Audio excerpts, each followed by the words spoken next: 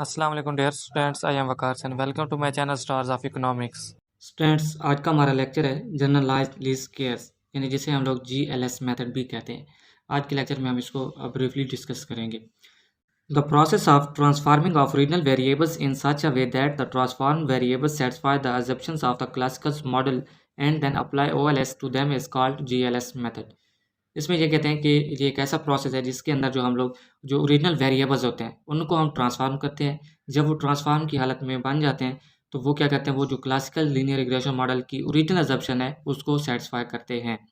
यानी हम लोग मैं आपको यूँ बताऊँ, क्योंकि हम लोग हेटेरोस्काडास्टिसिटी के प्रॉब्लम्स को डिस्कस कर रहे हैं, तो ये प्रॉब्लम उस वक्त होता है जब क्लासिकल लीनियर रिग्रेशन मॉडल की अजम्पशन जो है उसकी वायलेशन होती है। अजम्पशन ये थी वेरिएंस ऑफ एरर टर्म जो है वो कांस्टेंट है।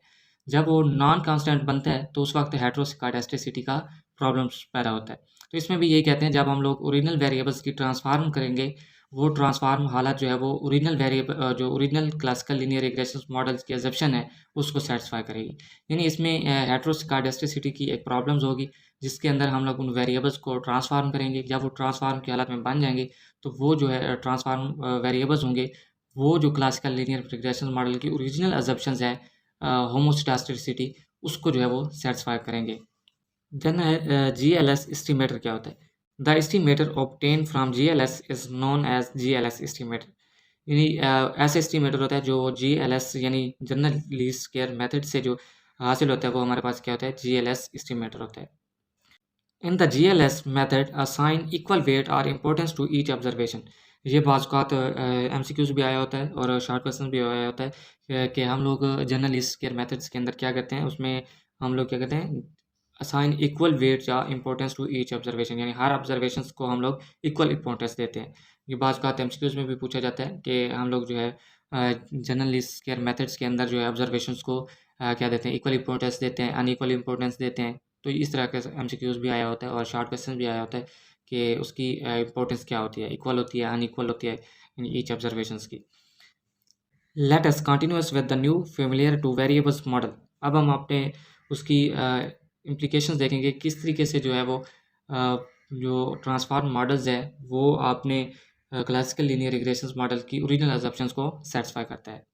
तो ये हमने दो वेरिएबल्स मॉडल लिए हैं, जिसमें हम लोग Y I is equal to beta one plus beta two X I plus mu, ये हमारे पास क्या है, टू वेरिएबल्स मॉडल है। इसको हम लोग इक्वेशंस वन का नाम देते हैं। अब हमने नेक्स्ट क्या करना है, अलजेब्रिक मैनिपुलेशन फॉर्म एज, यानी हमने इसको अलजेब्रिक फॉर्म में लेके आना है। उसमें यह है Y I is equal to beta one plus, क्योंकि यहाँ पे हमारे पास क्या था, एक्स आई था, तो यहाँ पे हमारे पास बीटा वन था, इसलिए हमने अलजेब्रिक मैनिपुलेशन फॉर्म्स जो है वो बनानी है।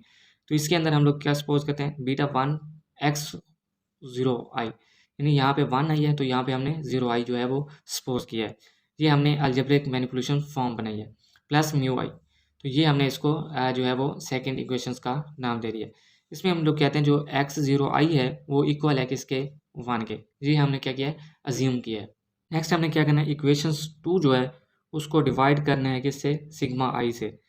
तो इक्वेशन टू क्या है हमारे पास, अ, ये इक्वेशन टू है हमारे पास, Y I is equal to beta one X zero I plus beta two X I plus mu I, ये हमारे पास जो है वो इक्वेशन नंबर टू है। इसको हम डिवाइड करते हैं हम किसे, सिग्मा आई से। तो यहाँ पे हम बोथ साइड से हम करेंगे, तो Y I divided by sigma I equal to beta one X zero one divided by क्या होगा हमारे पास, सिग्मा आई। इस तरीके से plus beta two X I divided by sigma I plus mu I divided by sigma I. तो इसमें हम लोग लेट करते हैं, क्योंकि हमने ट्रांसफॉर्म इक्वेशंस बनानी है, क्योंकि ये प्रोसेस भी ट्रांसफार्मिंग करनी होती है ओरिजिनल वेरिएबल्स की। तो इस वजह से हम लोग क्या कहते हैं, इसको ही हम लोग ट्रांसफॉर्म इक्वेशंस बना लेते हैं। जैसे हमारे पास हम सपोज करते हैं कि वाई आई ओवर सिग्मा आई जो है इसको हम लोग नाम देते हैं वाई आई स्टेरिक का। इसी तरीके से जो beta one X zero I over divided by mu I है, इसको हम लोग जो है नाम देते हैं beta one asterisk X not asterisk का। इसी तरीके से हम लोग beta two X I over sigma I, इसको हम लोग नाम देते हैं beta two asterisk X asterisk का। यहाँ पे हम लोग एक्स आई स्टेरिक। इसी तरीके से mu I divided by sigma I, ये है हमारे पास म्यू स्टेरिक के। तो ये हमारे पास क्या है, एक ट्रांसफॉर्म इक्वेशंस बन गई है, Y I asterisk is equal to beta one asterisk X zero one asterisk plus beta 2 x1 x I asterisk plus mu steric.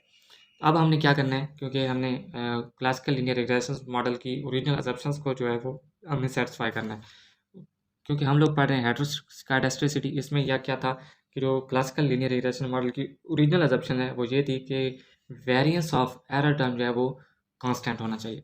हमने क्या करना है, इसमें हमने वेरिएंस ऑफ एरर टर्म्स की जो कंडीशन है उसको सेटिस्फाई करना है। इसीलिए हम लोग यहाँ पे वेरिएंस ऑफ एरर टर्म्स को लेंगे। Variance of mu asterisk equal होता है variance of mu I over sigma I. ये हमने, क्योंकि हम लोग वेरिएंस से कर रहे हैं ना, तो वेरिएंस ऑफ एरर टर्म्स की कंडीशंस को हमने देखना है। तो ये हमने वेरिएंस लेंगे एरर टर्म का, तो इसका जो स्टेरिक है वो कहाँ किसके इक्वल था, म्यू आई ओवर सिग्मा आई के।